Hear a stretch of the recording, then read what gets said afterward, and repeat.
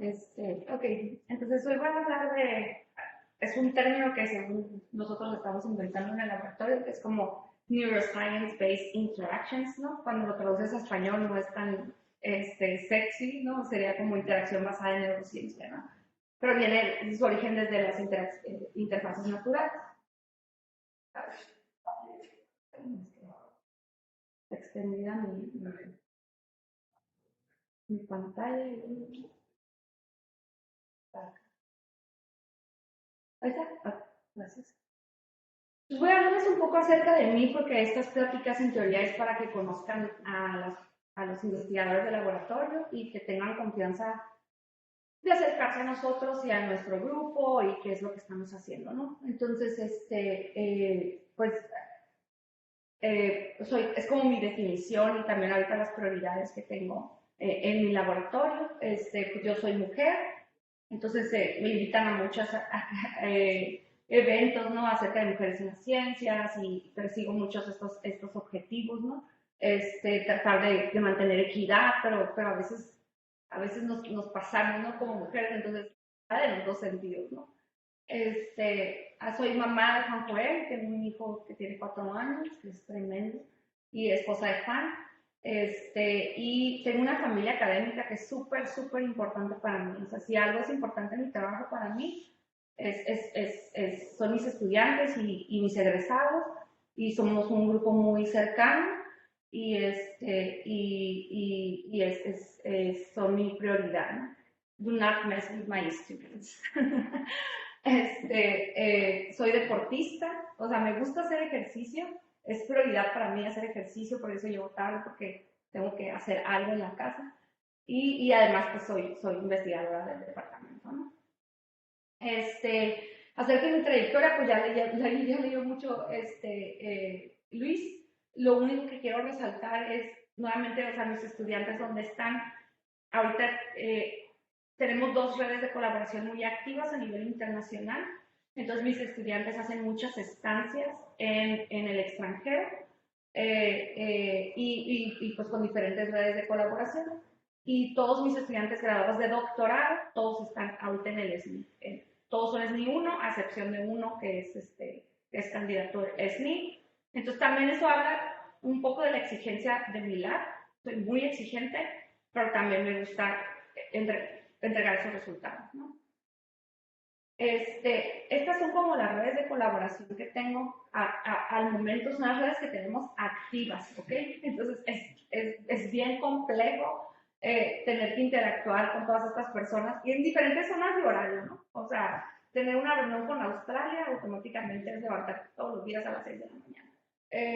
O esta chica trabajando con Cambridge. Aunque Cambridge también se duermen bien tarde, son bien nocturnas, ¿verdad? Sí. Entonces podemos juntarnos a las 10, pero pues Pony que está trabajando con España, la reunión es a las 8:30 de la mañana, entonces eso digamos que es como la desventaja, pero pues la ventaja es esta como visibilidad que tienes pues a nivel internacional, pero también la exigencia aparte de este laboratorio, ¿no? Mi laboratorio, el laboratorio que dirijo, se llama Veritas Research Lab. El moro es como Ciencia Veritas, que es tratar de encontrar la verdad dentro de los facts o las hipótesis que tenemos. En mi página personal pueden buscar monicatentori.com. Ahí pueden encontrar más información acerca de mis proyectos o de los proyectos de mis estudiantes.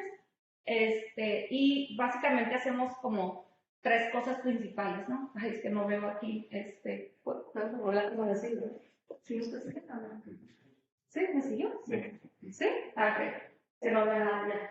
Es experimental research o data analysis, entonces es mucho estudio de usuario, pero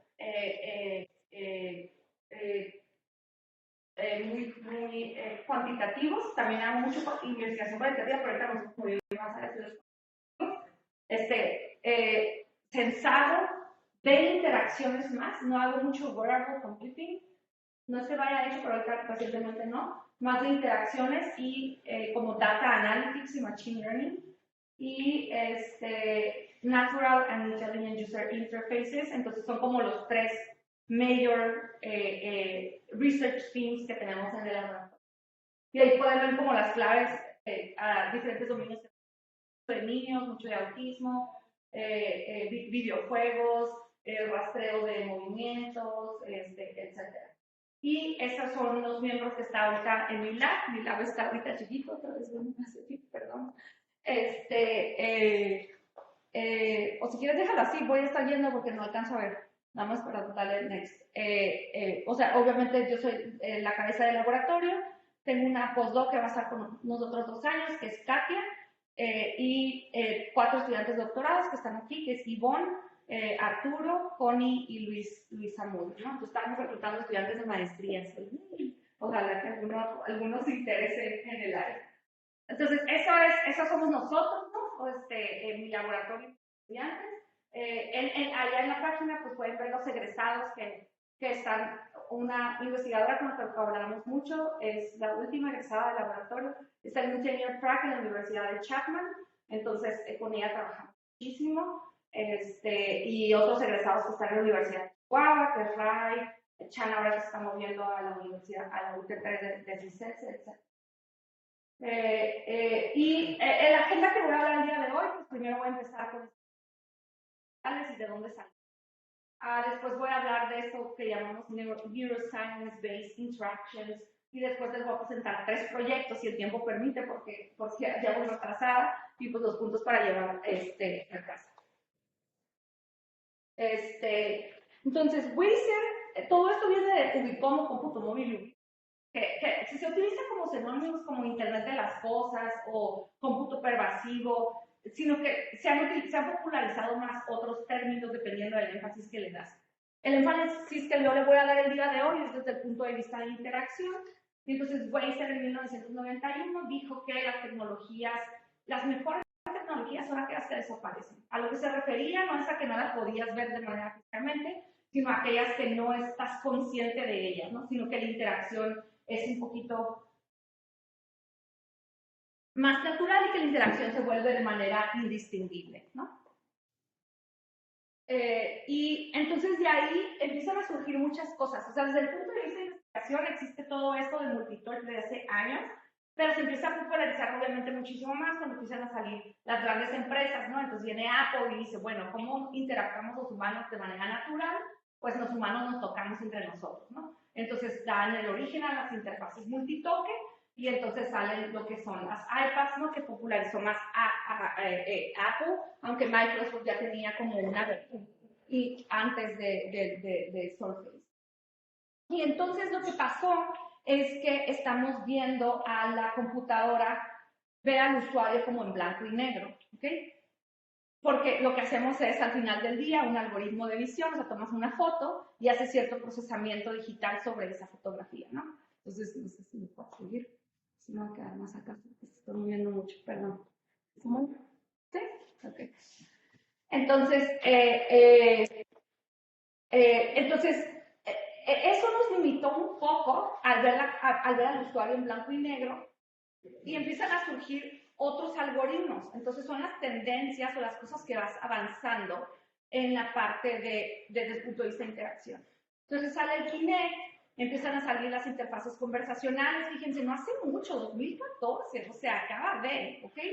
Y entonces empezamos a entender que el usuario pues no es blanco y negro, ¿no? Que el usuario es color, el usuario tiene ojos, nariz y boca, ¿no? Se mueve, habla y maneja interacciones en el mundo real. Entonces empezamos a poder empezar a entender interacciones muchísimo más complejas con el usuario, no nada más aquellas cosas que eran en 2D y blanco y negro, ¿ok?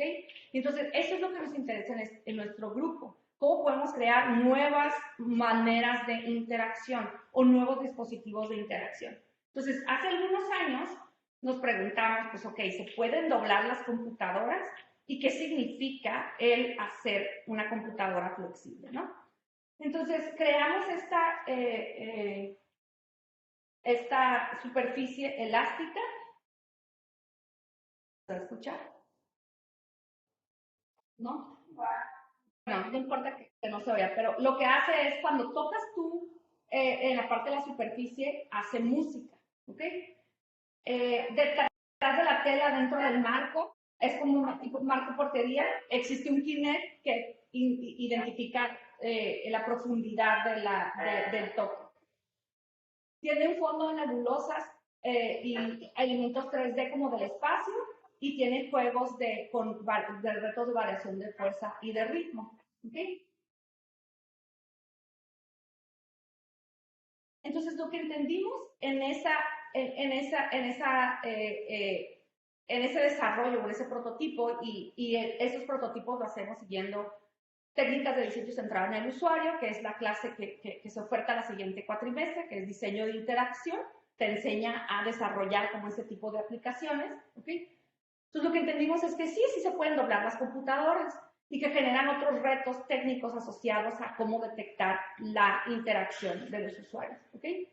Pero además que los estímulos sensoriales, ¿cómo acomodas tú los estímulos? O sea, ¿dónde pones el planeta? ¿Dónde pones el astronauta? ¿De qué color es el fondo del videojuego o del juego? No es trivial.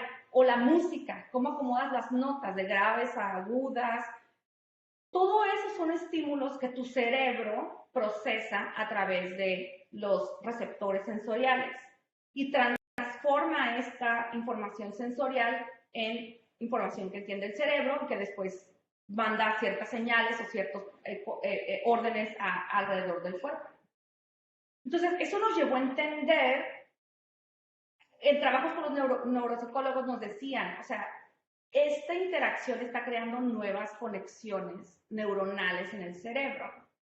Entonces nos llevó a entender de que esos estímulos tienen un impacto en los receptores sensoriales del cerebro.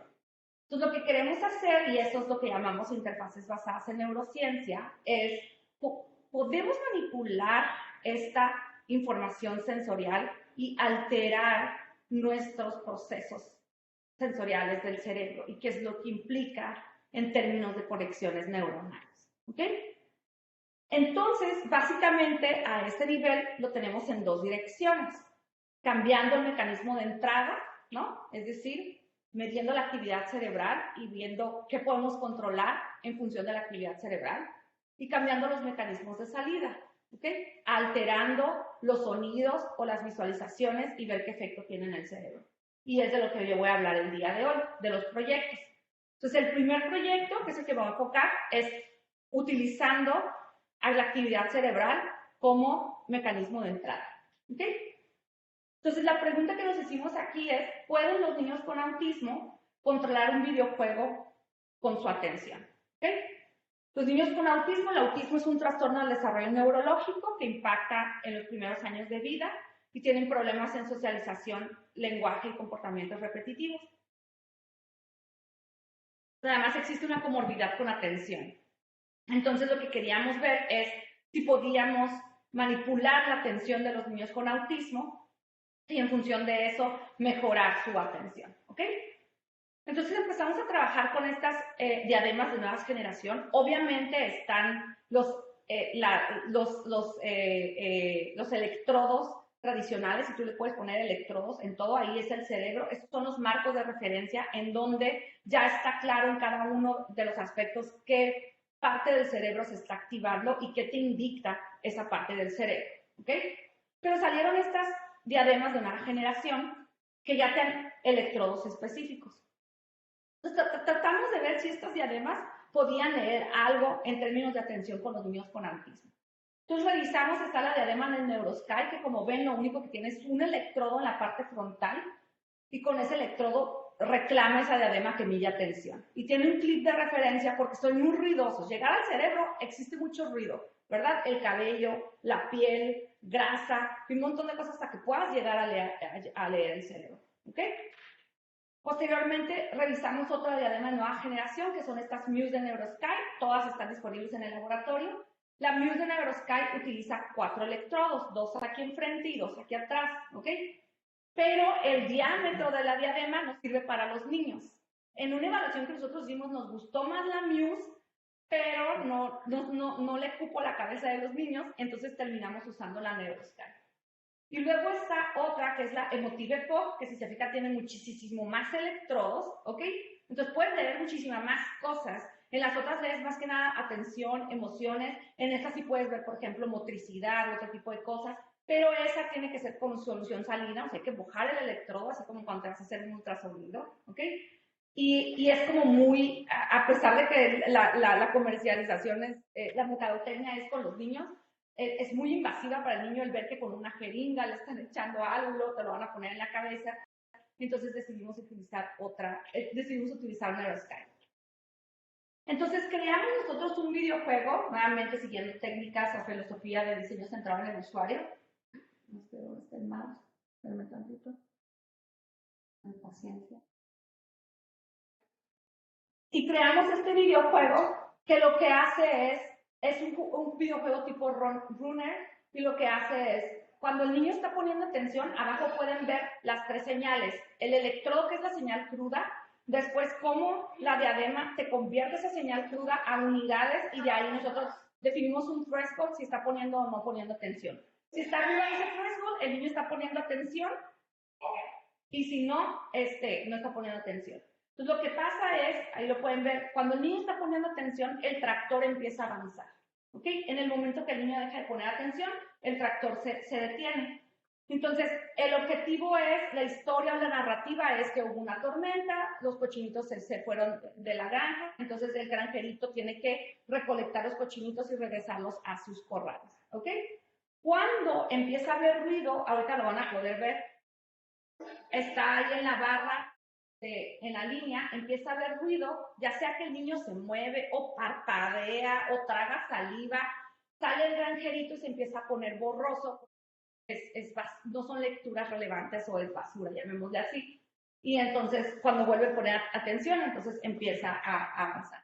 Y este juego se basa en una terapia que se llama terapia de neurofeedback, y se ha demostrado en comparación inclusive con fármacos que tiene muchísimo mejores resultados a largo plazo en las mejoras de atención de los niños con autismo. Entonces, lo que nosotros hicimos fue comparar el uso de Farmer Keeper contra caricaturas, porque es como los neurólogos ahorita lo utilizan. Les ponen los electrodos mojados, directos, y entonces les ponen caricaturas y tratan de que ellos mantengan la atención. Entonces, reclutamos a 26 niños con autismo, los dividimos en 2 grupos, 13 al grupo de control, 13 al grupo de experimental, o sea, jugar Farmer Keeper, otras caricaturas, y se midieron pruebas de atención pre y post. Antes de las 13 sesiones de neurofeedback, los niños completaron pruebas psicométricas y pruebas de diagnóstico, que es la CSD-ANT y la AHDT, en donde sale un score atípico o típico dependiendo si es que el niño tiene problemas de atención, y posteriormente, después de las 13 sesiones, volvieron a contestar esas pruebas. ¿Ok? Entonces, lo que nosotros encontramos, ahí lo pueden ver, es que ambos niños mejoraron, ambas condiciones mejoraron, ¿ok? Lo que quiere decir que esa prueba de atención o sea, las 2 terapias son efectivas, ¿ok? Pero los niños que estuvieron en Farmer Keeper mejoraron casi el triple en comparación a lo otro, lo que quiere decir que es más efectiva que la terapia tradicional, ¿no? Entonces es más barata porque en teoría lo puedes hacer en tu casa, instalar el jueguito, comprar el diadema que vale como $150, ¿ok? En lugar de pagar sesiones, ¿no? En los niños, y eso sale en la prueba psicométrica. Algunos de esos niños que salieron con un score atípico de atención, los niños con autismo, después de las 13 sesiones, no tuvieron un score atípico. Lo que quiere decir que se curó el niño, pues más o menos. O sea, ya no presenta un problema de atención. Si él lo van a tener un diagnóstico de TDAH y ahora, al parecer, ya no tiene TDAH. Entonces, es muy significativo, pero también deja preguntas abiertas de por qué con ese niño sí funcionó y con los otros a lo mejor mejoraron un poquito, pero no cambiaron el score, ¿no? ¿Okay? Sin embargo, viendo los datos de EEG de los niños con autismo, podemos ver que no hay un patrón. Si bien sí lo hay en las pruebas psicométricas, lo cual es muy determinante porque es lo que se utiliza para el diagnóstico, los neurólogos, neuropsicólogos, pero en los datos de EEG no. Yo hubiera pensado que hubiera un patrón de mejoría. Y si se fijan, unos días les va bien, otros días les va mal, otros días les va peor. Entonces, ¿qué es lo que está pasando? Entonces yo le dije a mi estudiante de doctorado, pues no te vas a graduar. Yo le dije a mi estudiante de doctorado, no, a ver, hazlo tú. Como que siento que no tiene que ver el sistema, o sea, siento que es el individuo, ¿ok? Entonces, ese que ven azulito es mi estudiante de doctorado, ¿no? Haciendo las 13 sesiones, y si se fijan, tampoco hay un patrón, no hubo un tren de mejora. Lo que quiere decir que atención es muy contextual, y si lo vemos en la otra condición, pasa exactamente lo mismo, ¿ok?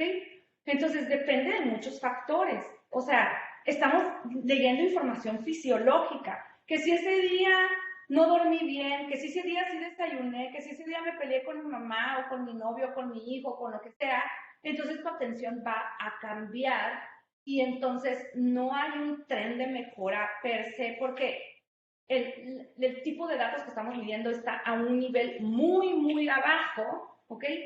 Que depende de muchos factores contextuales, ¿ok? Entonces existen muchas cosas que explorar en este proyecto. Pues, ¿qué fue lo que aprendimos de este proyecto, no? Pues empecé con la primera pregunta. ¿Pueden los niños controlar un videojuego con su actividad cerebral? Me gustaría decirles que sí, pero sería como una mentira. Yo pienso que quizás, la verdad, no estoy tan segura que están midiendo esas diagramas. O sea, no me atrevería a decir que estamos midiendo atención. De que los niños desde el punto de vista de uso y de interacción lo pueden hacer, sí. Entienden que su cerebro tiene cierta actividad y que puede controlar los elementos en un juego, sí sucede, ¿ok? Pero técnicamente la diadema o este tipo de interfaces tiene mucho trabajo por hacer, ¿ok? La atención es un concepto complejo, que es muy contextual, ya hablé mucho de eso. Y pues yo al final del día quería medir conexiones neuronales, ¿no? Al final del día es lo que quiero, es neuroscience-based interactions. Y ahorita la única manera de medir conexiones neuronales es haciendo una resonancia magnética, pero no es ético, no le voy a hacer una resonancia magnética a un niño nada más para ver si estos dispositivos realmente están creando conexiones neuronales. Entonces queda pregunta abierta de si otra tecnología puede mostrarnos información de qué exactamente está pasando en el cerebro de los individuos. ¿Okay? El otro proyecto del que voy a hablar, ya sé que es el resumen del resumen, pero si no, no voy a acabar, ya casi me acabó el tiempo de la plática, es interacción basada en neurociencia. Entonces, en lugar ahora del input, vámonos al output, lo que yo les decía. ¿Qué pasa si yo cambio los estímulos y altero los sensores receptivos que suceden en el cerebro? ¿Ok? Y eso es lo que está estudiando Connie, mi estudiante de doctorado. Entonces, existe un concepto que es el efecto Pinocho, que lo que dice es, el primer estímulo que lee tu cerebro es el sonido, no lo visual, ¿ok? Entonces, lo que dice el efecto Pinocho es que si tú modificas ese sonido de cierta manera, puedes engañar al cerebro. Por ejemplo, si yo les pongo un sonido agudo en referente a los pasos y les digo, caminas tin, tin, tin, tin, tin, la gente va a tender a sentirse más delgada, más chaparrita, más chiquita. Pero si yo te pongo tus pasos y te digo, caminas ton, ton, ton, entonces te vas a sentir más pesado, ¿ok? Entonces lo que está haciendo Connie es engañar a los usuarios para ver si podemos engañar el cerebro modificando las estructuras sonoras, ¿ok? Entonces, Connie se preguntó, ¿pueden las variaciones en el tono, grave o agudo, ¿verdad, Connie? Pitch, ¿no? Alterar nuestra percepción de flexibilidad, ¿ok? Entonces lo que hizo Connie fue trabajó diseño centrado en el usuario, trabajó con maestros de yoga, con músicos y demás, y caracterizó los movimientos y posturas de yoga. En este caso es como toda una secuencia o como todo un ciclo. Lo que encontró Connie es que existen dos tipos de movimientos, los discretos y los continuos, ¿ok? Y movimientos hacia la parte de arriba o hacia la parte de abajo, ¿ok? Y además que el yoga tiene este rollo como de olas, ¿no? O sea, los ciclos de vinyasa. Y entonces, además, se puede hacer la analogía como que con las olas del mar. Y en función de eso, ellos terminaron diseñando estos sonidos. Híjole, los de allá, los que están allá no nos van a escuchar, ¿verdad? Pero bueno, se los imaginan. Sí, porque no sé por qué no está funcionando. Pero bueno, entonces, creó tres sonidos. Realmente es ruido blanco con un oscilador encima, ¿no? Entonces, este es un sonido que van a ser como de sumergimiento. La idea es que con estas olas del mar, ¿no? Que sientas que los movimientos hacia abajo estás como en el mar y los movimientos hacia arriba es como el viento. Entonces van a escuchar cómo se sume tu pisada o tu rodilla en el mar. ¿Okay? Suena más o menos así. ¿Okay? Ahí. Y en los otros sonidos, ¿ok? Creo, este es el sonido para las olas, que son para los movimientos de abajo. Y entonces tiene un oscilador y, y suena más o menos así. Pues si oyen, es como las olas del mar, ¿ok? Y el último sonido que creo es el del viento, ¿ok? Los que están ahí, que no están escuchando los sonidos, suenan como, ¿no? Y las olas del mar, más o menos así, pero con agua, ¿ok? Pero lo que hizo Tony fue alterar el pitch. Entonces, unos suenan más agudo, unos suenan el pitch constante y unos más grave. Entonces, vamos a escuchar el del sonido del viento, de hacer en otro pitch. Ese es el pitch normal, ¿no? Es como... ¿Manda? Ese es el ascendente. Ah, ese es el que va hacia arriba. Y este es el que va hacia abajo. Se oye. Y el que va hacia arriba. Y el normal. ¿No? Como con viento. Lo mismo para las olas. Entonces lo que hicimos fue sonificar utilizando una cámara. Ella hizo el seguimiento, el tracking de los movimientos, ¿ok? Y sonificó todos estos movimientos en una postura de yoga. Solo los que están ahí, pero creo que no van a escuchar los sonidos, pero...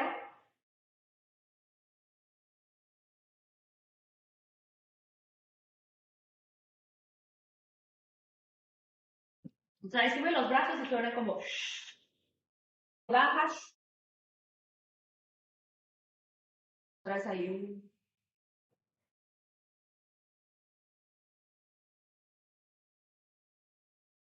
¿Okay? Nada más pues porque ellos no escuchan, ¿no? Entonces lo que hicimos fue hacer medidas repetidas, ¿no? Y los usuarios fueron expuestos a ambos sonidos, a los tres sonidos, ¿ok? Entonces hicieron la práctica de yoga, hicimos 2 estudios, cerca de 60 individuos, ¿ok? Se fueron en las dos condiciones, unos sin sonido y otros con sonido, y los que experimentaban con sonido, las 3 repeticiones. El sonido ascendente, el sonido constante y el sonido descendente, ¿ok? Entonces lo que queríamos ver es si alteraba su percepción, ¿ok? Entonces no traigo los resultados de experiencia subjetiva, pero encontramos que les gustó más aquellos que tenían los sonidos que los que no tenían los sonidos, ¿ok? Pero además lo que encontramos es que los participantes se sienten más flexibles. O sea, que este tono en la variación ascendente sí afecta en que ellos piensan que como que son más flexibles, ¿ok? Y está cambiando lo que el cerebro,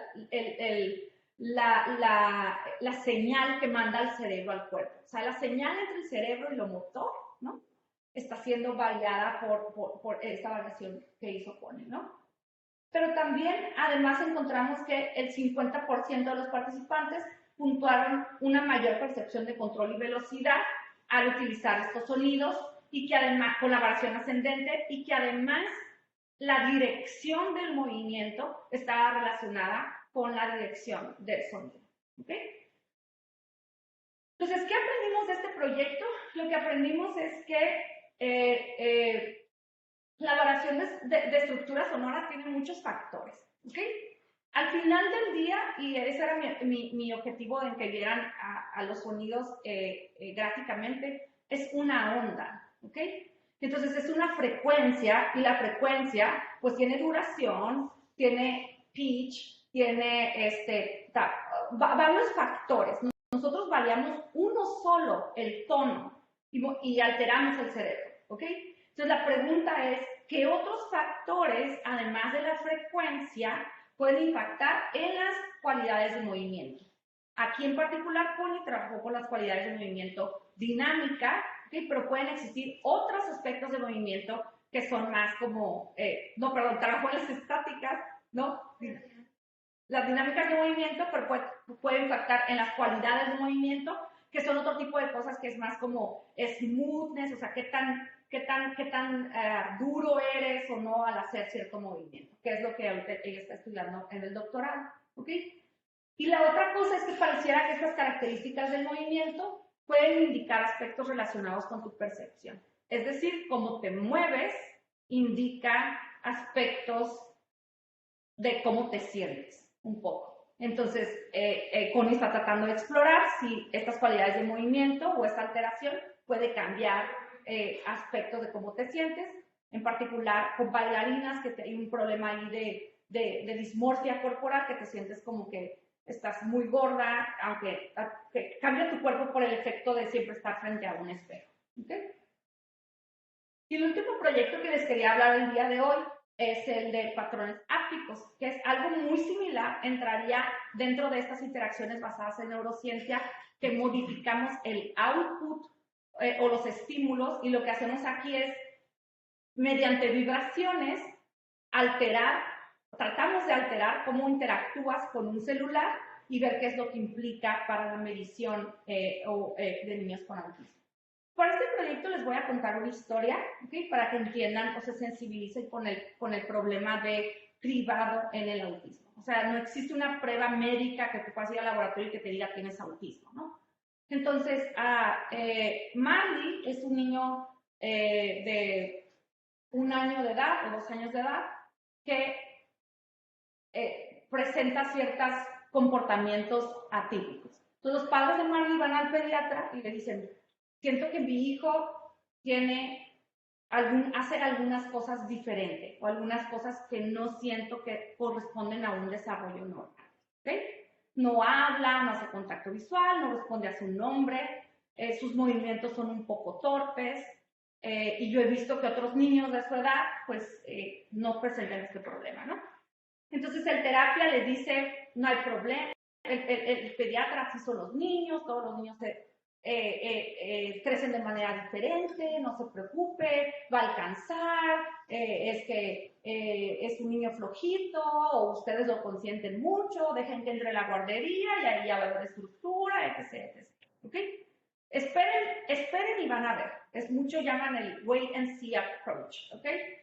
Pero en los primeros años de vida, de 0 a 5 años, se crean todas tus conexiones. Tienes la neuroplasticidad, ¿ok? Y es tiempo crucial que tú estás esperando a que el niño reaccione, ¿ok? Los padres de Marley esperaron 5 años, ¿ok? Y este es Marley ahora.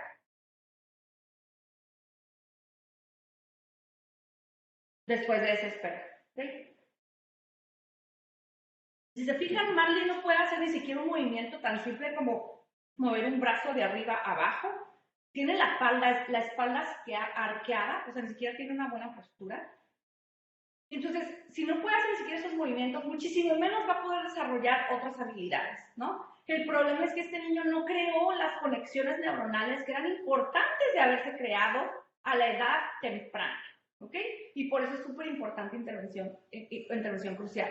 Como es de comportamiento, este es el caso, y más en México, que no tenemos mucho conocimiento de cómo diagnosticar autismo. Entonces, lo que nosotros queríamos hacer en este proyecto es, podemos medir las alteraciones en el procesamiento táctil de los niños con autismo cuando interactúan con interfaces ápticas, y qué es lo que implica eso para el diagnóstico o el cribado de los niños con autismo. ¿Okay? Entonces, desarrollamos, igual siguiendo métodos de diseño de sistemas interactivos, una aplicación móvil que se llama Feel and Touch, que lo que hace es, utilizamos la analogía de la araña que siente las vibraciones en sus piernitas, para crear la tela, ¿ok? Entonces, el objetivo es que la araña cree su telaraña y después que coma animalitos que caen en la telaraña, ¿ok? Entonces, para construir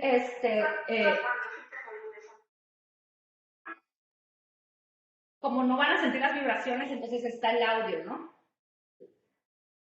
O sea, la primera actividad, bueno, los de allá no están escuchando. La primera actividad es ¿se oye bajo? ¿No se escucha nada? Ah, pero sí me escuchan a mí. Ah, sí, ok. Entonces, la primera actividad utiliza la interacción tap, o sea, lo único que tiene que hacer el niño es hacer el tap en el celular y tiene un ruido de rampa, o sea, es una vibración que va subiendo, ¿ok? Eso es lo que sienten los niños, ¿ok? Y lo que hace es construir la red. En la segunda actividad se tiene el otro gesto que es el otro gesto que es el de dar de comer a la araña, y el otro gesto es el slide y está asociado con otro patrón vibrotáctil, ¿ok? Y entonces, cuando sienten este patrón vibrotáctil, mientras sienten, los niños tienen que hacer el slide para darle de comer a la araña, moverle su patita para que la araña baje y cache los bichitos, ¿ok? Y la última actividad es más libre, estas dos tienen mucha estructura, y la última actividad, la araña como que baila en el juego, y los niños pueden hacer de manera libremente taps y slides. Y sienten los patrones vibrotáctiles durante todo ese tiempo. ¿Okay? Entonces, lo que nosotros hicimos fue después evaluar, ahí se me olvidó decirle, esta parte de evaluación se ve en la clase de experimentos de la computación, tanto la parte de hacer estudios como la parte del análisis de los datos. Son como las dos materias si quisieran hacer ese tipo de proyectos que son importantes que lleven en el siguiente cuatrimestre, ¿no? Entonces, los métodos, reclutamos a 69 niños neurotípicos y les aplicamos métodos, screening tools, o sea, se les aplicó cuestionarios para perfil sensorial, motricidad y autismo. ¿Okay? Entonces, el dataset de esos 69 niños, lo que encontramos fueron varias cosas interesantes. Lo primero que encontramos es que de esos 69, solo 43 terminaron siendo realmente neurotípicos. ¿Okay? El otro porcentaje presentó problemas en los screening tools que utilizamos, en el cribado que utilizamos, presentó problemas sensoriales, riesgo motor o riesgo de padecer autismo. Aunque no tenían el diagnóstico, en las pruebas de cribado no salió con un score atípico. Entonces, ellos se reagruparon y se acomodaron en los otros grupos, ¿ok? Y además reclutamos a 14 niños con autismo, que ellos sí tenían el diagnóstico con autismo. Pero a su vez, como nosotros ahorita vamos a hacer análisis de gestos, no sobre individuos, bueno, lo que traigo de resultados sí es sobre individuos. Pero entonces, a su vez, para cada uno de los que hicieron durante toda la interacción, entonces realmente la base de datos termina siendo de 13,000, ¿no? 13,000 gestos y 5,000 gestos, que es realmente lo que estamos comparando, que es bastante significativa el tener una base de datos de ese tamaño. ¿Okay? Entonces, lo que encontramos, hicimos un poquito como un análisis voraz.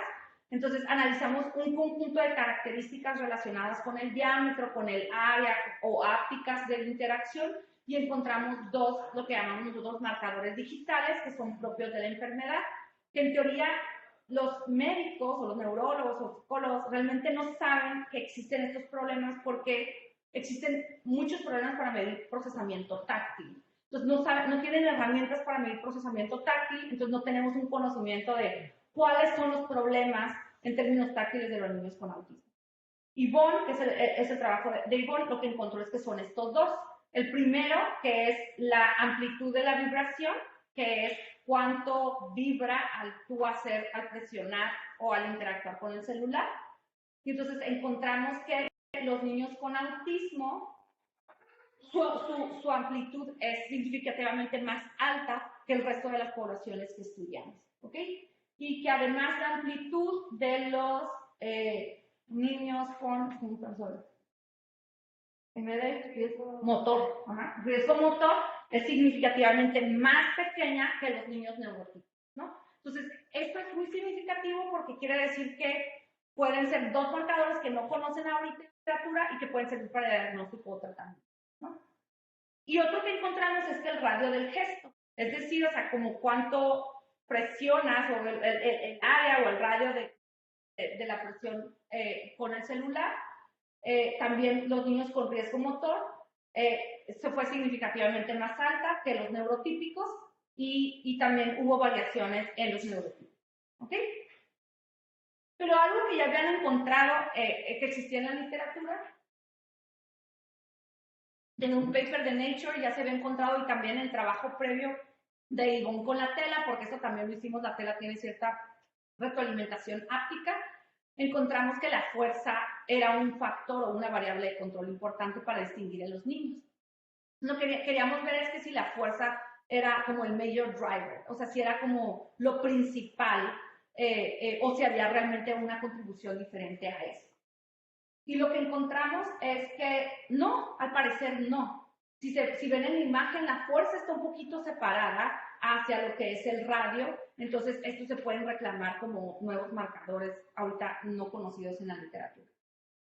Entonces, existe un paper en Scientific Reports in Nature que dice que ya la fuerza, pero lo que nosotros aprendimos es que existen otros marcadores que ahorita no están publicados y que además estos patrones vibrotáctiles pudieran exagerar o evidenciar más atipicidades en la interacción de niños con autismo con respecto a los neurotipos. ¿Okay? Entonces, ya para terminar, los puntos para llevarme a casa son los siguientes. Este tren de interacción o este neuroscience-based interactions, que se enfoca más en entender las interacciones con estos sistemas modificados con técnicas y trabajo de neurociencia, puede ser una tendencia muy importante en interfaces naturales o en el desarrollo de nuevas interfaces naturales. ¿Okay? Existen muchos de sensores pasivos. Está poblado la literatura de BICOM de cuelga un sensor y entiende algo. Existe muy poco entendimiento como estas nuevas interfaces naturales. No existían las interfaces basadas en voz antes del 2014. Ahora que existen, podemos encontrar nuevos patrones de interacción. Cosas que no sabíamos porque el aparato ni siquiera existía para empezar. Entonces, eso es como muy significativo para diferentes áreas de estudio, en particular salud. ¿Okay? Y al final, pues, sería el major goal en neuroscience-based interaction sería medir exactamente qué es lo que está sucediendo en nuestro cerebro, ¿no? O sea, cómo podemos medir estas conexiones neuronales o estos receptores o estos cambios en los receptores del cerebro para realmente demostrar que está teniendo un impacto esas interfaces naturales. ¿Okay? Bueno, eso es todo por mi parte. No sé si tengan alguna duda.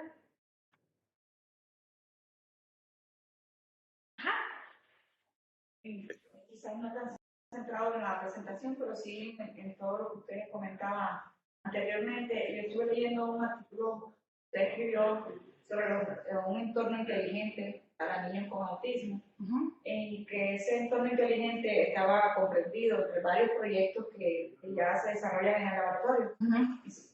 ¿Cuánto de aplicación tiene hoy ese entorno inteligente? Imagino que también pueda tener actualizaciones en la medida que van saliendo a la luz nuevos proyectos, utilizando las diferentes técnicas que usted mencionaba, pero es decir, lo aplicamos, hoy se aplica ese entorno inteligente.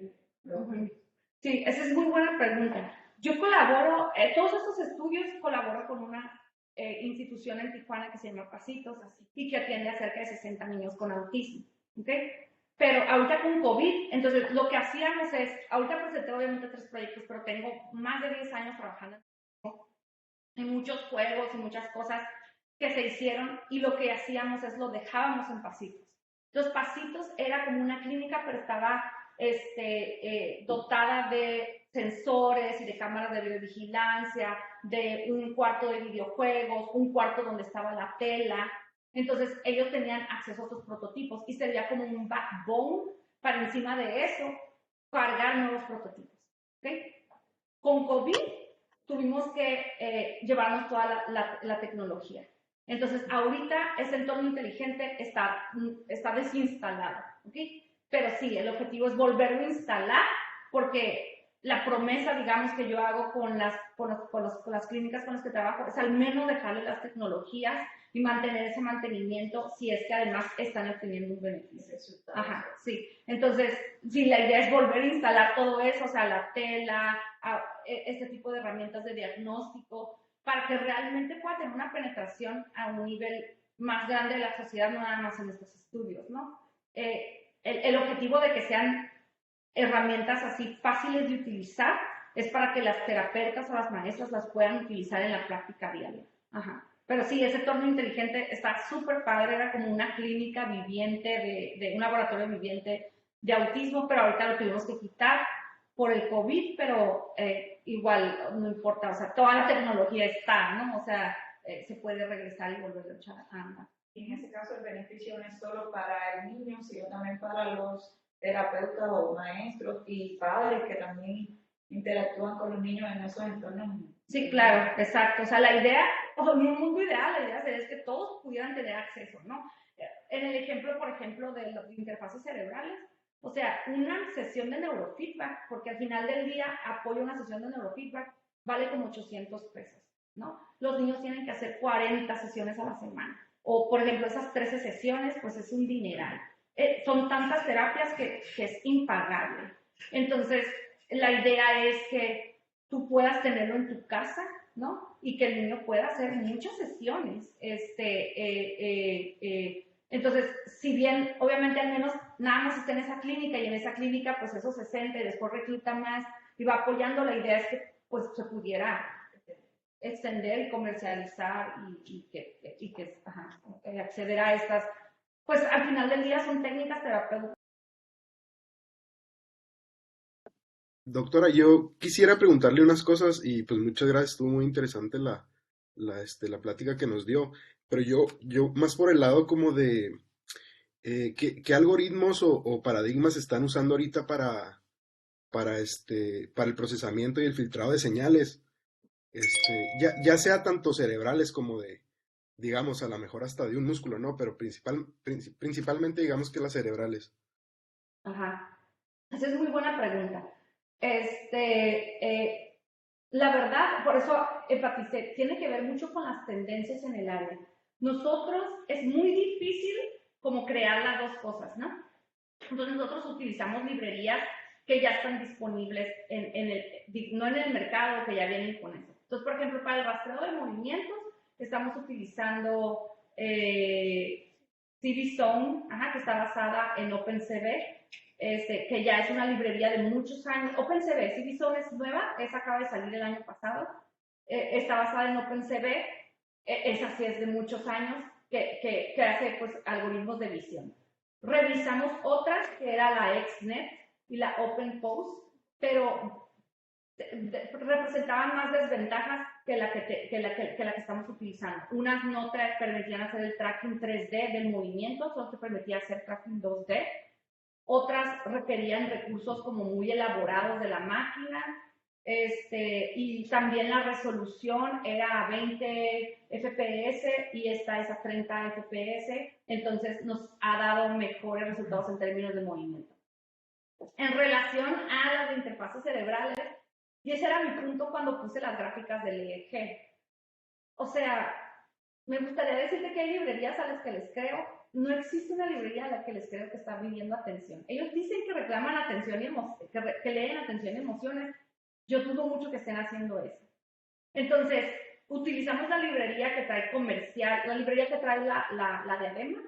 Compramos también otro kit BCI que es más manual y también ya viene con una librería y estamos utilizando esa. En particular utilizamos OpenVibe, que se interfacea con Unity y es bien amigable la librería porque es lenguaje visual. La librería se creó en Francia y es la que estamos utilizando. Tratamos de, mi estudiante que trabajó en eso, que es Chantel, que está en la universidad de la UP3, se fue y se certificó hizo una certificación de neurofeedback. No se la pudieron dar al final la certificación porque requería entrenamiento médico de neurología y pues no se iba a poner a abrir cerebros.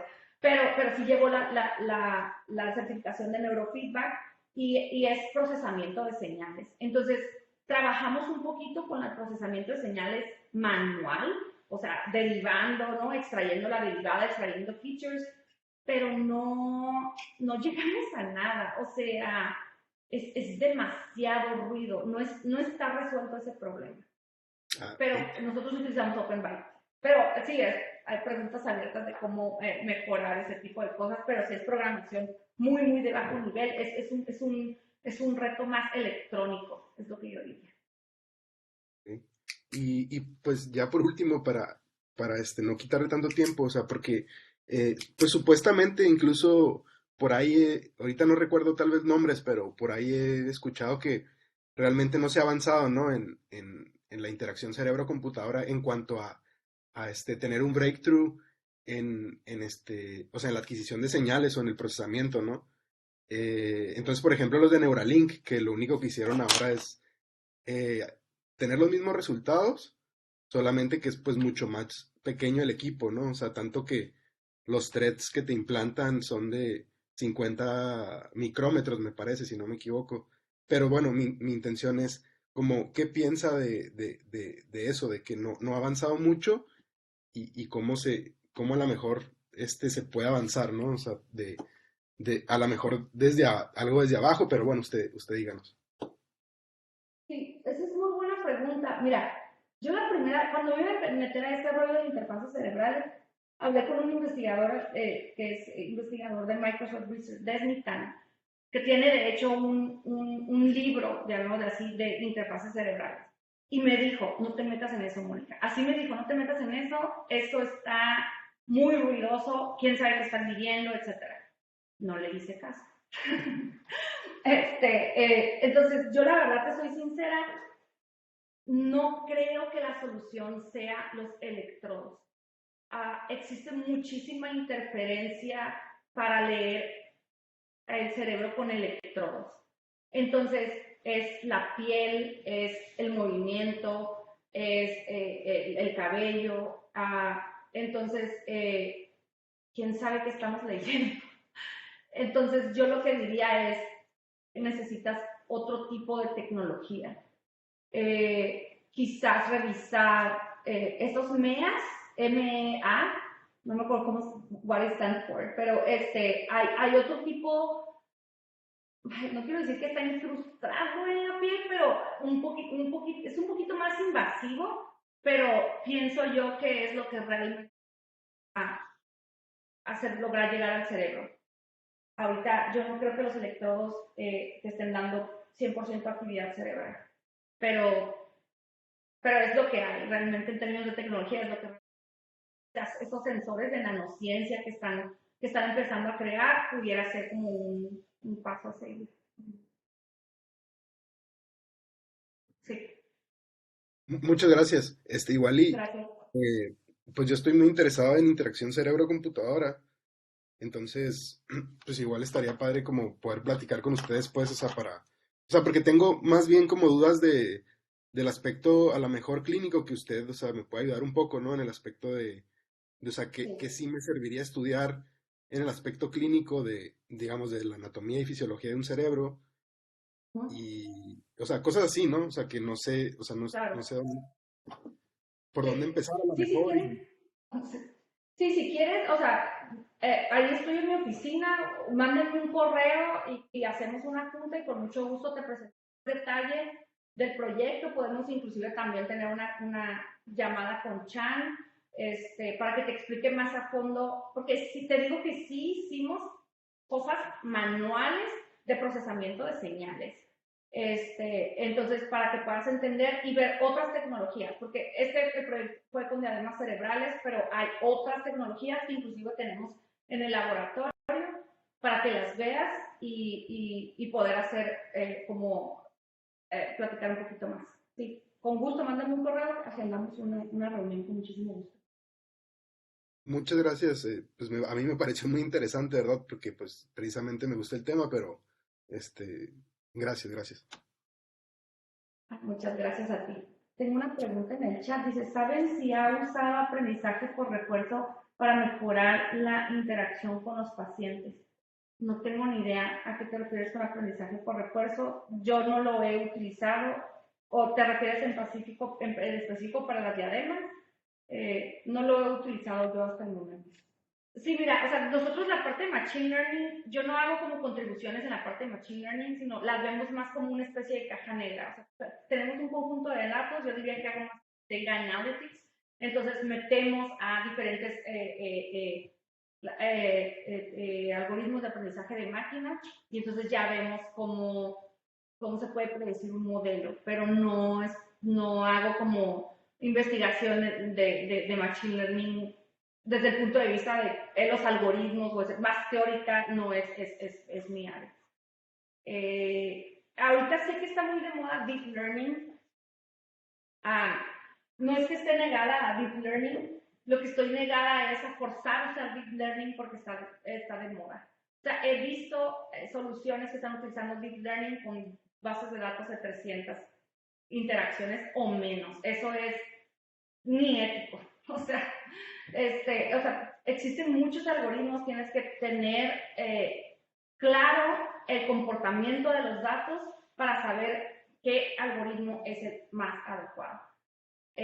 No forzarlo al revés. Nosotros pudiéramos decir con 14,000 datos, ¿qué pudiéramos hacer? No terminamos haciendo machine learning, no utilizando deep learning, y de todas maneras obtuvimos resultados muy, muy significativos. Entonces, mi sugerencia sería a mi nivel de expertez, porque yo no les digo, no soy experta en esa área, lo uso más de manera aplicada, entiende el comportamiento de tus datos con pruebas básicas y ya de ahí decide qué algoritmo de aprendizaje de máquina es el más adecuado para tu problema en particular y el comportamiento de tus datos.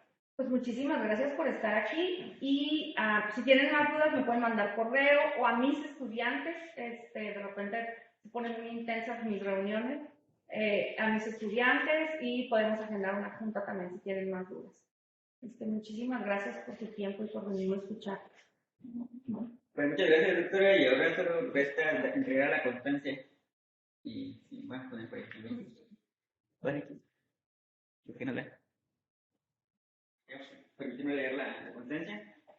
Dice: el Centro de Investigación Científica y Educación Superior de Ensenada, Baja California, el Departamento de Ciencias de la Computación, otorga la presente constancia a la doctora Mónica Tentori Espinosa por su impartición del seminario Interacción basada en neurociencia, retos y oportunidades para el desarrollo de interfaces naturales de usuario, presentado al Departamento de Ciencias de la Computación el día 4 de noviembre del 2022. Gracias, muchas gracias. Gracias, Luis. Okay. Gracias, chicos.